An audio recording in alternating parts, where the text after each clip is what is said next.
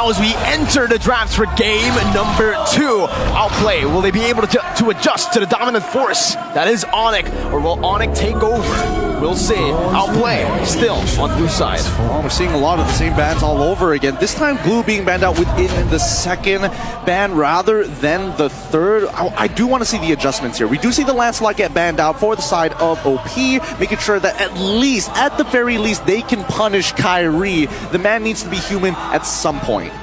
I mean, he is the one, and you never know his limits. As soon as he debuted into the MPL Philippines, everybody saw his potential, but it took years. And who'd have thought it took him being an import to actually shine and get on top of that mountain?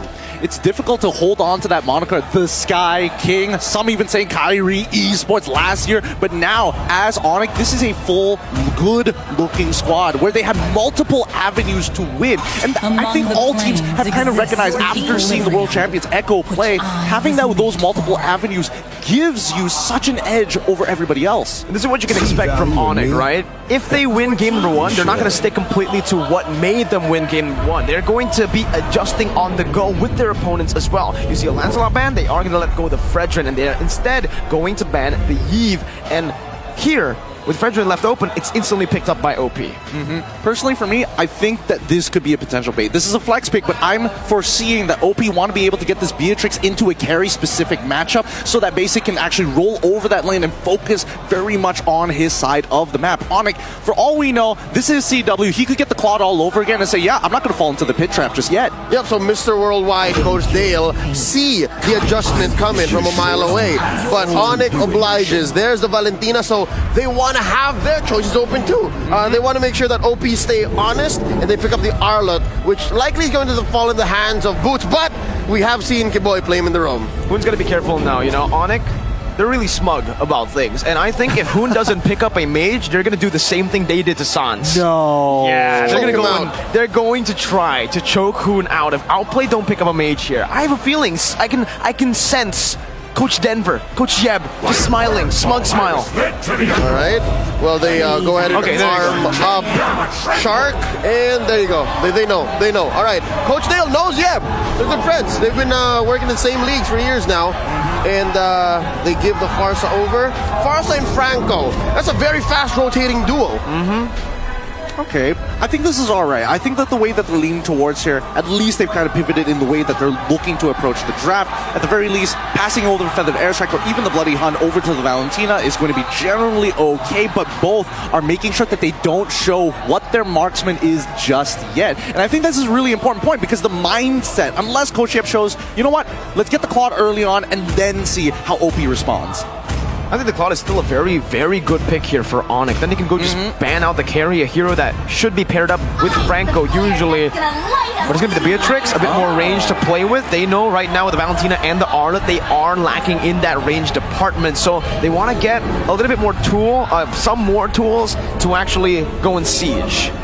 Question, Mirko. You think by any chance Keyboy is going to get his hands on the Arlot? Oh, that's still an option they can go for. Up against the Franco, it's going to be really, really good, right? You try to go for the Bloody Hunt and you get instantly Final Slash back. I think it is a possibility, and I think again, they're utilizing this as a flex pick. Exactly, right? Because they can still go, oh, you know what? Yutong. Then I don't have to always waste that Final Slash with a flicker just to cancel out the Feathered Airstrike. Yep. But also, the Fredrin is still a flex pick. So again, I think both teams just want to keep that option open. They still want to answer back.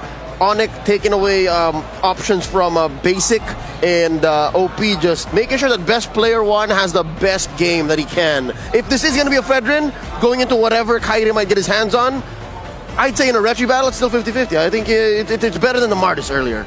But then again, Kyrie can play the Martis here. Oh, it's so good, though. Right. There's just a lot of things in question. onic, they make sure that they get rid of the Fanny. I was going to bring that up, but they're just quick to the ball. We pull back to the priority of Outplayed.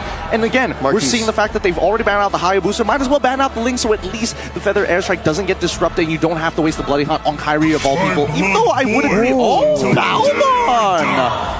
Kyrie, interesting. Kyrie did win with the Balmon day one. Yeah, he did. He did. And also it's a good shout because of the ban of that carry. Because what other tank junglers were you looking to get? This is a very, very good ban. Again, outplay, right? Something that we weren't thinking about, the Bellman, but I honestly feel like with the Farsa and the Fredrin, they're just going to last pick the jungle. The Ling is still up for grabs. Ling, Martis. Exactly. I think the thing is, do they want to utilize the Arlet pick all the way to the end? That's the big question here, right? Are they going to keep a secret all the way? Exactly. Do they want to do that? Maybe pick up a roamer first. It's fine. It's fine like if Keyboy doesn't get this Arlet because it's already a very good lane for Boots. He knows exactly how to play this, and even if he gets countered, never mind. If they pick up the counter, straight up, they know. They know. Good call, Gideon. Arlet going roam. All right. Unless. Unless. It shouldn't be the case. Yuzong jungle? No, Arlet jungle. Ooh, even Arlet jungle would be quite a fun time here. But for now, I think just great drafting so far coming in from Coach Yeb. They kind of revealed what needs to be revealed, and now the question goes over to Coach Dale. How do you respond to this? Because at the end of the day, Hoon is not going to have a fun time, especially with the Black Dragon form, chasing him down every single time you see the Feather Airstrike being activated. Ling pick is coming. I'm sensing it, man, from Onyx. So OP, maybe they want to take it away? It's too risky, though. And that's what's difficult. From game 1 to game 2, there's still an overload of dive. It's still dive city. It's our showtime. Okay, we see the Claude. 8 times pick, 65% win command rate, 75% win rate, and Uranus into the Yutong matchup to try and sandbag him. Interesting. Yep. I was imagining maybe even a Benedetta in these positions, but I guess just to slow down that traditional front to front, knowing that it's going to be a Beatrix, and plus you have that Claw to be able to jump into that backline, there's a possibility. And also to add, there's again a lack of magic damage. Onic are playing very similarly to game 1. Their draft will show this. What's Kyrie going to pick up? I'm feeling Ling. I'm feeling an Assassin right now for Onyx. But if it's not an Assassin, safe pick should be just the Martis up against the Franco Or the Fredrin. Or Alpha. Or Alpha. We have seen that from Alpha shreds all 3. RGC in Singapore. Let's see. Oh, they need magic. I mean, Magic. they need magic. There's It's the magic. Amon, 100% win rate. Firefox Impunity showed what this pick could do. The potential. Omwan was back in MPL Indo. In Indo, he's probably smiling. loving it. He loves Amon. He played like 1,000 games on it, I think. Are you serious? 1,000 games in a Yeah. month? Ooh, that's way too many games for my liking. But honestly, I was thinking even the Bushian would have been pretty okay, especially if you really Bushian. want to shut down this Farsa, because again, it's not real world manipulation. You don't get a shield to protect yourself. Now the question is, Claude has to bring Purify, so he can't technically flicker out of the Amon Endless Shards. Can he blink out with a Battle Mirror Image? You could try, but you really have to time it. As soon as you see the animation stack on you, there's no getting away. It's like the Harley ult. It's like Deadly Magics. You can escape with the flicker. You can escape with the flicker, and you can get out of it with the BMI as well, but the timing is really, really key. Okay. So again, a lot has to do with what's their current ping, what's the current frame rate, and more importantly, when exactly is he going to throw it? Because this projectile, it needs to collide together. That's when you go for the BMI. All right, ladies and gentlemen, here it is, Onyx. One more game to secure match, or the match entirely, and actually become first seed of the group. That's right. It'll make it all the more interesting when OP does eventually meet the local champions in Burn X Flash. Looking at the start here, very similar to game 1. It's a duo in mid. Both junglers starting up purple, and then a man-to-man defense in their side lanes. Interestingly enough, you hear the crowd. This is beautiful. It really is. It really is. It's great to hear that the crowd are both excited for OP as well as Onyx. Got a few stacks. He's not going to die here, right? Okay, he's he's fine. totally fine. Okay, so early rotations again. We are not seeing the early rotations, especially from the roamers, or even the super boost of sacrificing a little bit of EXP just to make sure that your jungler hits level 4 a lot earlier than your opponent. Something to note, instead of the Purify, basically he's rocking the Sprint. A little bit of a throwback. It's been a few months since Sprint got nerfed itself. It's not as strong as it used to be when he got reworked, but Okay, a dive attempt right now. Best player 1 doing some damage, but Boots now going to be able to dish out some damage. Sans rotates down below. First blood is picked up, but the jungler will fall. And Reshi, he fell to the turret. The turret took him down, yeah? very expensive, 2 for 1. Interesting. Best player had his ult the entire time there. I thought for sure he was gonna 100 to 0 somebody. He didn't get the stacks. He needed the stacks. He had plenty of gray health, to be fair. He was put down to pretty low, but he wanted to make sure that that kill goes over to the right people. Oh wait, hold on, Shark. Oh man, there's another pick off right now with the Endless Shards as well. Kyrie's taken low, but he's still going to be able to escape for a bit until the Emperor's Wrath comes down. Keyboy needs to be very careful now. Jumping in with a vengeance, walking Hoon down, just one more hit with a vengeance again. Keyboy, does he do it? No way! away, Keyboy! One more hit, and he buys enough time. He baits Hoon over for Sans to pick up the kill, and it ends up being, I think, worth it for OP. No, it was a mid for a roamer. It was mid for a roamer, to be fair, and worst off yet, Hoon was just looking to try and get the level 4 as soon as possible, and unfortunately, Sans was the one doing his job. So it's a little interesting to see how this dynamic is working, but notice that we see the macro movements across the map, right? Shark is going to start this off first, take his time with it, and then allow the rest of the... Oh, Ureshi. Final slash. That's the end of Shards. Oh, down. what? Shark even gets a little bit of that damage, and Yeah. this is what we mentioned with the Uranus pick as well. That burst they needed, and with a Purify or a Sprint, you can't really escape from it. Yeah, no, the consecration at this level of the game, level 4, it's very slow. Now look at the aggression from onic, cordoning away the rest of OP. Clear turtle take for onic, slowly building up the lead. 500, 600 in about 3 minutes. Something to talk about here is the fact that we haven't really seen much action from the gold lane. But wait, Shark's fine. He's all right. He's all right. But yeah, speaking of the gold lane, right? Again, this is a reverse matchup. Previously, it was going to be CW on Cloud versus on the Cloud versus Basic on the Beatrix. And I would say that Basic was actually doing a pretty good job in the lane. Now, this is a bit of a switcheroo here. CW now maintaining this lane very, very well. It's going to be a relatively difficult matchup until we get a little bit of that support, and that's when we see the rest of Outplay making their way up to this top side. It's about a minute and a half until we get this second turtle, and we've yet to see a big ticket bite down. We haven't really seen Bloody Hunt doing much. And so far, we have to acknowledge the unparalleled genius. Kairi has achieved 14 legendaries, 1 maniac, and 7 triple kills, and of course, 10 first bloods in MPL IDS 11 alone. That's some numbers right there. Well, season 10, he took home 3 trophies as well. So, if you want to keep on stacking... His first season. His first season ever. So in the second season, the team just really clopped around him. And you can see even here, the mechanical prowess from Keyboy just showing up, able to just sidestep easily Shark's Iron Hook. And they're controlling this side of the map so easily. They're controlling the neutral objective and even giving an invade threat super early on. Yeah, they're just making sure that OP doesn't get to beeline it for their game plan as soon as possible, right? It's about efficiency, and if onic can slow it down, then this is going to be a slow burner, a slow bleed until we see the item power spikes come on through. Amon, for an example, already with the Genius one is looking very, very nice, and the coverage of the different types of damage that we mentioned before, magic and as well as the attack and the physical damage, is looking really, really good. So people like Ureshi, he's going to need both the Dominance Ice as well as an Athena Shield just to sustain. And that's going to overload the economy of Outplay. Not to mention he's rocking the penetration boots. This Amon hurts, whether he finds best player, Shark, or even Ureshi, specifically Ureshi, who again has to start building what? An Athena Shield plus a Radiant Armor in the late game. It's so hard to be Outplay right now. Oh no, Bloody Hunt is ready, Basic. Is still holding on to that Battle Mirror image. Gonna be gunned down right now as the flicker comes through. It's still gonna be 1-for-1. Gold lane for gold lane. Sans trying to escape right now. Who did it? Damage best player won! They just won the retrieve battle, but he gets taken out of the board as well. It's a 2-for-2, but it was a shutdown.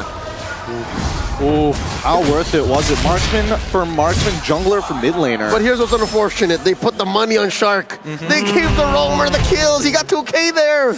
So technically, in terms of gold efficiency, onic is going to come up on top ever so slightly. But at the end of the day, the itemization is going to be super interesting here, right? Oh, this isn't going to kill, right? Whoa. Yep, not going to kill, but 1.8K is a lot of damage. And I think at a certain point, you have to start considering whether Radiant Armor is probably the better way to go about it, just to kind of cover the situations, plus maybe even a Twilight Armor. All right, silver lining though, given the double kill that Shark got, he already built himself a good chunk of defensive items, magically speaking, as well as best player. So they're going to try to stop this invasion. It's going to get better for them. It's going to get better. The map coverage, I'd say, much better. I think as of right now, in the state of this game, right, onic are going to be leaning on the 2 linchpins, Sans as well as Kairi. Eventually, the rest of them are going to come back up into this game with their physical damage, but let's see how this fight actually breaks out. All right, Keyboard's still holding on to that final slash, probably waiting for a few more members to be visible on the map, but both of the teams, they disengage. They know that there's nothing worth fighting for here in the mid lane, and they just transition over to that bottom lane. Basic is really rotated a bit earlier so that he can get better farm, better space to farm, but now you can already see the response. CW took the turret up top and is rotated also down below. Yep, it's too hot up there. Not a good space, not a good place for basically missing that hook by an agent. There's a bite down. Quicker bloody hunt. Kyrie's locked down right now, and the damage comes through again. Keyboy with the final slash, a bit too late to save his jungler. And now with this, they should be able to threaten this turtle or this turret take, and it should just go down for free. That's a shutdown kill as well. Kyrie was sitting at 3-1 there. 3-1, so yes. that stops the streak and gives a good amount of gold over to OP. Given what? 300 gold now. This is the first time in this series that OP are calling the shots. Yes, and that's great because this was an amazing call coming in from Outplayed, right? They sent their 3 members downside because in the previous game we saw this happen again on that second turtle. The fact that onic was looking to try and punish Basic. Nice try, Grand Theft Turtle there, but Keyboy didn't have the right amount of damage. Again, this is a roamer Arlot, but look at this. Purple. Oh, fifth player. Nope, Suns got it. Close call. Attempted though. Still not on Kyrie though, so I think it's still a win for Outplay. They are Displaced hitting it. Kyrie. Yeah, displaced it, and Best Player 1 has a level lead now on Kyrie. onic, they've lost their gold lead completely in the early game, and this is where Outplay can literally use the mid-game power spike, which you just mentioned. They utilize it instantly. Keyboy gets picked off, and Outplay are on the board. Yep, Shark is really feeling himself now. He's getting a bit of momentum for his team. His Bloody Hunts have really turned this around for them, and the lead is slowly starting to add up. Like, look at your Ureshi. He's already finished his first item. He's almost about to complete it. At least should be completing his second item, and I think he should generally be okay for the rest of the game. But I can't say the same for the rest of the team of onic. How far are they going to hold back? Because if we're talking about scaling, right, it's only going to be CW and as well as Sands who's going to be the majority damage dealer. Boots, we haven't really seen him get into the fights like game at number 1, and I think they're trying to set up for that situation all over again for this first coming Lord. And OP somehow may have gotten used to it. After game 1 and maybe a majority of game 2, they understand when and where Boots comes in with the Black Dragon form. Yep. So they understand that now, specifically Basic and Hoon. Looking at the items here, it's Best Player 1 versus the 1. Very low. That's a fight. Oh! Close call, close call. Loving the Radiant Armor. Radiant Armor saves his life there, but he's a little low. He may need to recall here, or at least find something to spell vamp off of, while the rest of the team is going to pull on backwards. onic losing 3 of their ults compared to 1 from Ureshi. So at the end of the day, OP will have first control over this Lord Pit. Very, very solid. Also, Basic just getting a tier 2 turret down below, using the chaos that its Best Player was able to kind of force out from onic, and now they are in complete control. That's right. First Lord spawning, 2,000 gold lead. Peter has been doing work. The half of the map, lower half of the map, all belongs to OP. A majority of them to the name of Basically. Yeah, look at this. They're doing it again. onic, they're trying to make this.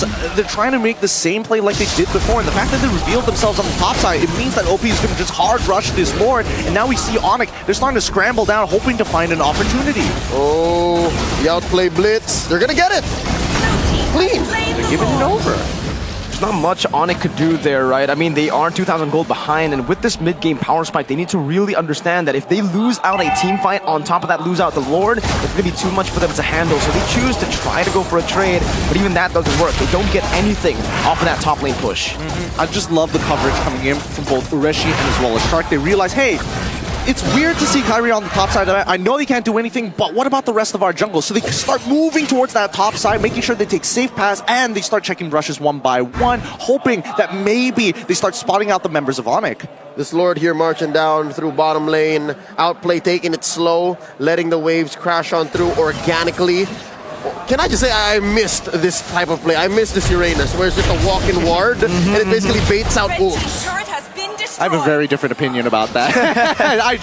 It's just so annoying. It's so effectively good at what it does that it pisses me off. But the rest of the team, as of right now, this is the very first Lord, so we're not expecting too much of a gold swing at the end of the day, but it should be able to secure OP at least a 4 to 5k gold lead. It's all blue. The map is all blue, almost 4k ahead.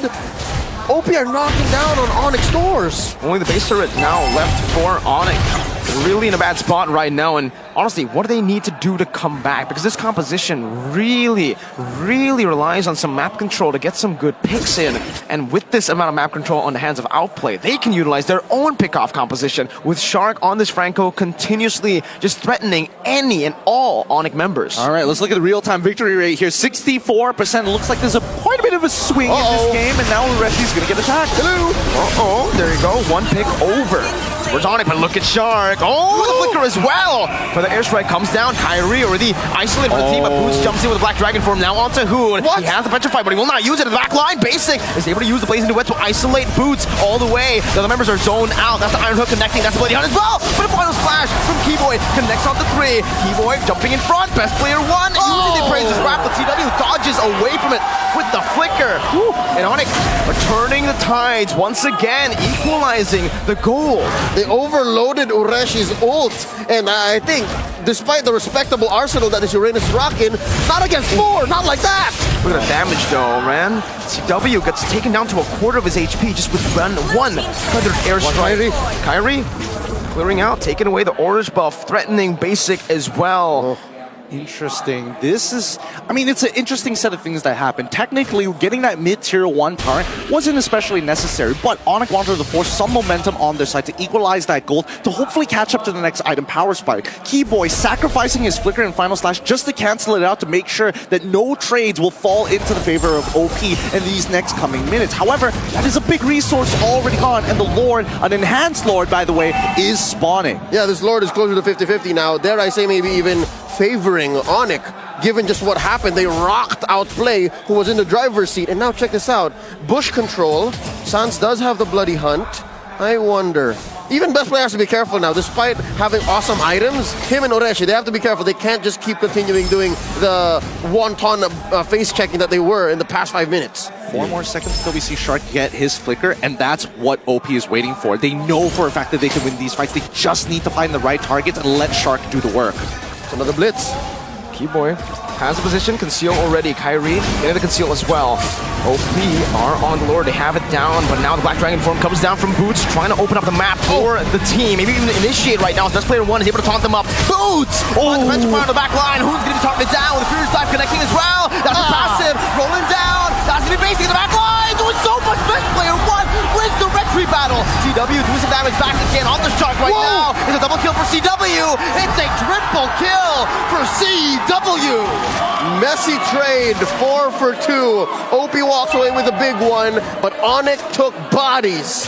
Keyboy, he played that perfectly. He absolutely baited like a champion. He's walking in, he's hoping to cancel the feathered airstrike, calls attention to himself, and the next thing you know, Boots cancels out an off-tempo play for him, jumps in with the Furious Dive to get the Petrify to cancel out Hoon straight away. Let's look at it one more time because it was so good. Once that feathered airstrike is gone, CW can now participate in this fight. Basic tries his best to take him on the 1v1, but Sans instantly on him, decides to take the Bloody Hunt instead of anything else. Well, you're talking about the setup, and I'm looking at the payoff, that Boots Petrify all-in combo, taking down Hoon as he was flying away. But again, I think that instant removal was also just importantly for best player, who in the mayhem of all of that, still took away the Luminous Lord. Wow, man, you gotta give props to best player. I was really surprised. He was 1 HP, the Endless Shards was on him as well. The fact that he just went through all that chaos and still won a retry battle against Kyrie, hey, this is his debut on the international stage. He's doing pretty good. Yep, he's got a good pair of pants there. Could build up to something else. Maybe some way, somehow, once these Lord dances get more intense, sells the Molten Essence, gets himself an immortality. Yeah, but I think that's going to be a very good option here. And I think, you know, at the end of the day, we are starting to move into the later stages. This is where we're expecting Outplay to start getting very, very strong, basically, and as well as Hoon having enough firepower inside of them. I don't see the Holy Glaive just yet. The Divine Glaive just yet, but it's going to be completed in a little bit, right? No objectives to fight across the map in 70 seconds to get to that point. More than enough time. I foresee Hoon thinking twice. Should I get Immortality first or DG? Either will actually propel them towards a winning position. It would. It would. Oh, Shark. Oh, best player. Good instincts, man. Good read on the map. Almost finding Keyboy. Yeah, but look at this. Look at the bush control that onic is holding on to. Again, this is the first time we've actually seen onic open on the map. This is the first time we've seen them actually rotating and looking for plays, especially after that last win they had in the top lane. it's really interesting to see from game number 1, we're seeing that Kyrie's jumping in, trying to bait out and as well as buy time for the rest. And now it's the opposite, right? We are looking for Kyrie, again, still trying to bait out, but he's not a Lancelot, so he can't just use iframes to get out of it. So he has a lot less of a window to work with, but Boots and as well as Keyboy are constantly watching him to save his butt when the time is right. It's a finer line. Yes, it's to save his butt, Boots. It's a finer line that Kyrie's walking this time around. So it's a quick shift in play style. Magic Sentry set up, concealed play by onic. Let's see what they do with this concealed play. Oh, Boone.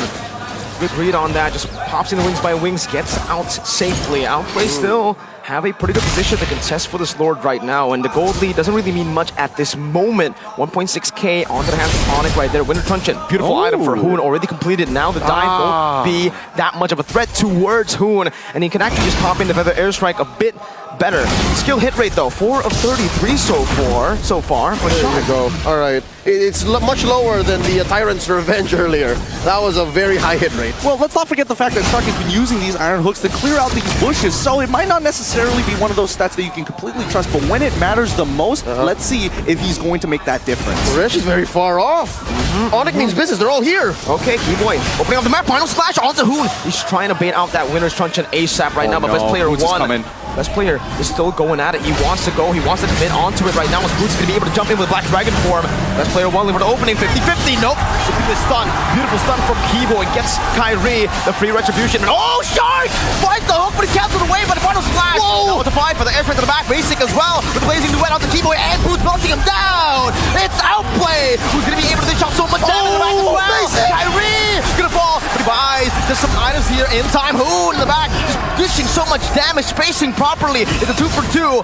onic won out on the Lord though, so Outplay, they need to back away and they need to respect this Lord. I mean, we say respect this Lord. Ureshi is going to immediately start proxying. That is a fat wave on that top side. Keyboy, I don't think he should be able to... Wait. Boon! 1v1 for the airstrike. He's got it. Got the stun. Winter Truncheon, can he do it? Oh, Keyboy's just playing with it. Dodging away from the skill shot. That's one more, and Hoon has won the 1v1. But onic, they cracked the base open. TW's on the base. This could be it. Number 1 in the group for onic. What a play! What a move! Oh my God! Keyboy buying just the right amount of time for the rest of the onic members to run it down. And you can even see Ureshi's face. I'm sorry, Hoon, I gotta leave you. I have to stop the push mid. Just like RSGSG in Group B, Group C has now been topped by onic. The crowd gave me goosebumps. They yelled like it was a football match, man. Oh my goodness, but GG, well played to onic. Coming back from a very, very good lead that Outplay was able to hold against them in the early stage of the game on an Arlet that didn't work too well the first time they tried it. Now, it's doing its job, I would say. Is this not the same situation when onic brought the Arlet Roam out against Burnex Flash? It was a very close match, but they won anyways. I think a lot of it just comes down to how do they actually maneuver? How do they use their resources? Oh, wow. We'd love to hear straight from the horse's mouth.